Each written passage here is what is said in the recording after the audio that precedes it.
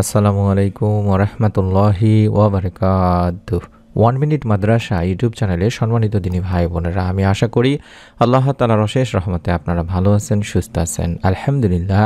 আজ পবিত্র রজব মাসের বৃহস্পতিবারের রাতে আপনারা যদি কষ্ট করে একবার করে এই ছোট্ট দোয়াটি আমল করেন, আল্লাহ রাব্বুল আলামিন চাহে তো পুরো বছর, সারা বছর আপনি ধনী হতে থাকবেন এবং গত এক বছরের গুনাহ আল্লাহ রাব্বুল আলামিন মাফ করে দেবেন। অত্যন্ত গুরুত্বপূর্ণ ছোট্ট একটি ভিডিও, আশা করছি আপনারা আমলের উদ্দেশ্যে ভিডিওটি সম্পূর্ণ দেখবেন।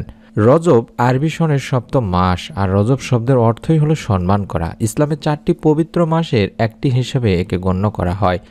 রজব ও শাবান মাস পবিত্র রমজানের আগমনী বার্তা বহন করে। এই মাস আসলেই নবীজি সাল্লাল্লাহু আলাইহি ওয়াসাল্লাম রমজান মাসকে স্বাগতম জানিয়ে বেশি বেশি দোয়া করতেন। পবিত্র রজব মাসের অনেক ফজিলত রয়েছে দিনী ভাই বোনেরা। বিশেষ করে হযরত উম্মে সালমা রাদিয়াল্লাহু তাআলা আনহা বলেছেন, যেখানে আল্লাহ রাসূল সাল্লাল্লাহু আলাইহি ওয়াসাল্লাম রমজান মাস ছাড়া সবচেয়ে বেশি রোজা পালন করতেন, সেই মাসটি হলো শাবান মাস, অতঃপরে এই রজব মাসে।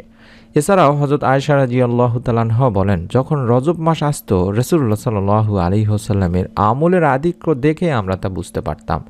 কোনো কোনো বর্ণনা এসেছে রাসূলুল্লাহ সাল্লাল্লাহু আলাইহি ওয়াসাল্লাম এই রজব মাসে 10টি রোজা রাখতেন, শাবান মাসে 20টি রোজা রাখতেন এবং রমজান মাসে 30টি রোজা রাখতেন। তাই রজব মাসের আমলগুলোর মধ্যে অন্যতমই হলো বেশি বেশি নফল রোজা পালন করা। মাস জুড়ে নবী করিম সাল্লাল্লাহু আলাইহি ওয়াসাল্লামের নিয়মিত আমলই ছিল সোমবার ও বৃহস্পতিবারে রোজা পালন করা। তাই আমরা চেষ্টা করব যদি সম্ভব হয় রোজা রেখে আমলগুলো করার, কারণ রজব মাসের এক ফজিলত এবং সাপ্তাহিক রোজা বৃহস্পতিবারের রোজা রাখার ফজিলত আপনি পাবেন ইনশাআল্লাহ। এর আমল নামায় আপনার এর সওয়াব লেখা হবে। তেমনি আল্লাহ তাআলা আমাদের জীবনে দিন ও রাত দুটি ধারা রেখেছেন। তার মধ্যে কিছু দিন ও রাতকে আল্লাহ তাআলা বিশেষভাবে বরকতময় করেছেন। আমরা যদি এতে সঠিকভাবে আমল করতে পারি, তাহলে আমাদের দুনিয়া আখিরাতে সফলতা লাভ হবে। আর এমনই একটি রাত হলো আজ বৃহস্পতিবারের রাত। এই বৃহস্পতিবারের রাতে আল্লাহ রাব্বুল আলামিনের কাছে পুরো সপ্তাহের আমল, বান্দার যত আমল আছে সেগুলো উপস্থাপন করা হয়। এই জন্যই বৃহস্পতিবারে রোজা রাখতেন নবী করিম সাল্লাল্লাহু আলাইহি ওয়াসাল্লাম।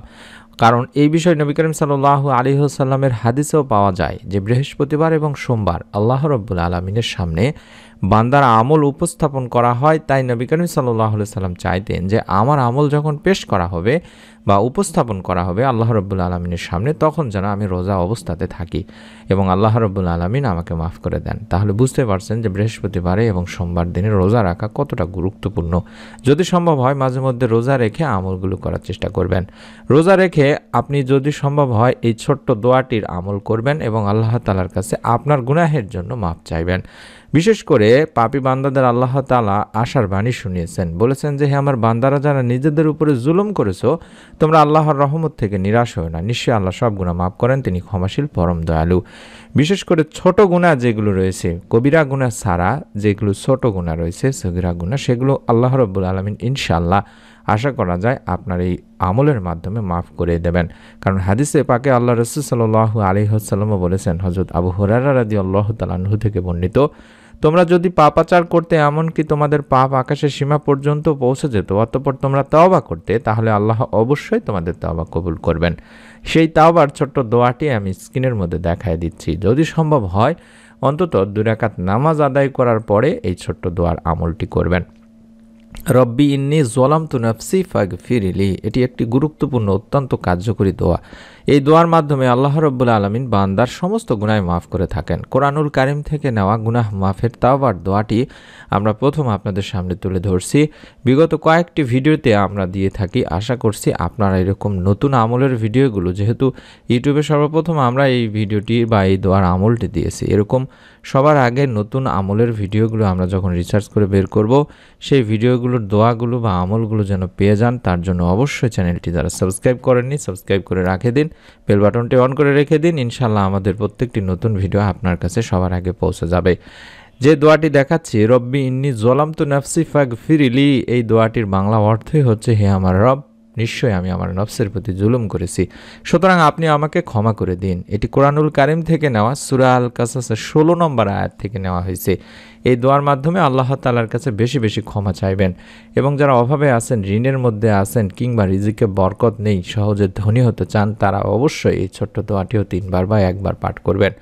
বিখ্যাত সাহাবী হযরত আবু সাঈদ খুদরি রাদিয়াল্লাহু তাআলা আনহু থেকে বর্ণনা করা, একবার আল্লাহ রাসূল সাল্লাল্লাহু আলাইহি ওয়াসাল্লামের কাছে এক ব্যক্তি এসে জিজ্ঞাসা করলেন, হে আল্লাহ রাসূল সাল্লাল্লাহু আলাইহি ওয়াসাল্লাম, আমি বহু কর্জ বা ঋণে বা বহু দুশ্চিন্তাতে আটকে রয়েছি বা আমাকে তা ঘিরে ধরে রেখেছে। তখন রাসূল সাল্লাল্লাহু আলাইহি ওয়াসাল্লাম বললেন, আমি কি তোমাকে এমন কিছু দোয়া বা বাক্য শিখিয়ে দেব না, যা তুমি পাঠ করলে আল্লাহ রাব্বুল আলামিনই তোমার সমস্ত ঋণ পরিশোধ করে দেবেন, সমস্ত দুশ্চিন্তা মিটিয়ে দেবেন, সমস্ত পেরেশানি দূর করে দেবেন।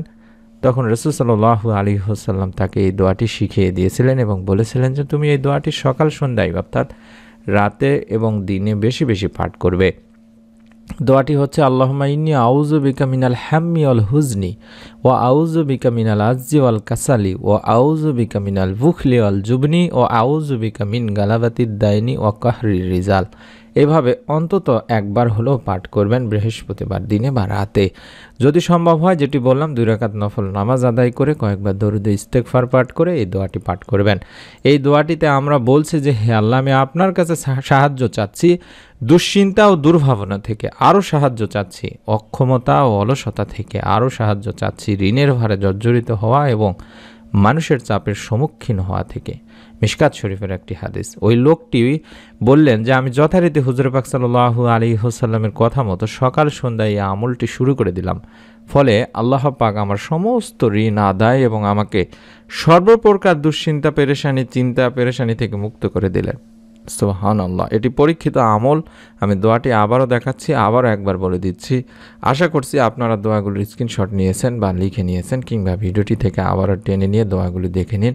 এই দোয়ার আমলগুলো বিশেষ করে বৃহস্পতিবার দিনে বা রাতে যখনই সময় পাবেন, কম করে হলেও অন্তত দরুদ ও ইস্তেগফার পাঠ করে একবার করে পাঠ করে আল্লাহ তাআলার কাছে মাপ চাইবেন। আল্লাহুম্মা ইন্নী আউযু বিকা মিনাল হাম্মি ওয়াল হুজনি ওয়া আউযু বিকা মিনাল আজজি ওয়াল কাসালি ওয়া আউযু বিকা মিনাল বুখলি ওয়াল জুবনি ওয়া আউযু বিকা মিন গালাবাতিদ দাইনি ওয়া কাহরির রিজাল। এইভাবে অন্তত একবার পাঠ করে আল্লাহ রাব্বুল আলামিনের কাছে ক্ষমা চান, মাপ চান। আল্লাহ তাআলা ইনশাআল্লাহ রজব মাসের ওসিলায়, ক্ষমা মাসের ওসিলায়, বৃহস্পতিবারের আমলের ওসিলায় আল্লাহ রাব্বুল আলামিনের কাছে বান্দার আমল উপস্থাপন করা হয়, যেহেতু আপনার আমলটি ইনশাআল্লাহ উপস্থাপিত হবে। তাই অনুরোধ করছি, যারা ঋণের মধ্যে আছেন, অভাবে আছেন, তারা অবশ্যই আমলটি করবেন এবং গুনাহ করে থাকলে আল্লাহ রাব্বুল আলামিনের কাছে দোয়ার মাধ্যমে মাপ চাইবেন। আমরা দোয়া করি যারা আমলটি করবেন, আল্লাহ রাব্বুল আলামিন যেন আপনাদের সকলকে আমলের যথাযথ ফলাফল দান করেন, দুনিয়া আখিরাতে শান্তি দান করেন। আপনিও ভিডিওটিতে একটি লাইক দিয়ে কমেন্ট সেকশনে অন্তত আমিন লেখার মাধ্যমে নিয়ত করুন, যাতে করে আল্লাহ রাব্বুল আলামিন নিয়তের ওসিলায় আপনার আমলটিকে কবুল করেন। ভিডিওটি সওয়াবের উদ্দেশ্যে, সাদগায়ে জারিয়ার সওয়াবের উদ্দেশ্যে শেয়ার করে দিন আপনার নিকট আত্মীয়স্বজন, কাছের মানুষজনের কাছে। আবারও বলছি, যারা সর্বপ্রথম নতুন আমলের ভিডিওগুলো পেতে চান, তারা অবশ্যই আমাদের চ্যানেলটি সাবস্ক্রাইব করে বেল বাটনটি অন করে রাখতে পারেন। ইনশাআল্লাহ নতুন আমলের ভিডিও আপনার কাছে সবার আগে পৌঁছে যাবে। সকলে ভালো থাকুন, সুস্থ থাকুন। নতুন ভিডিও দেখার আমন্ত্রণ জানাচ্ছি। আসসালামু আলাইকুম ওয়া রাহমাতুল্লাহি ওয়া বারাকাতুহু।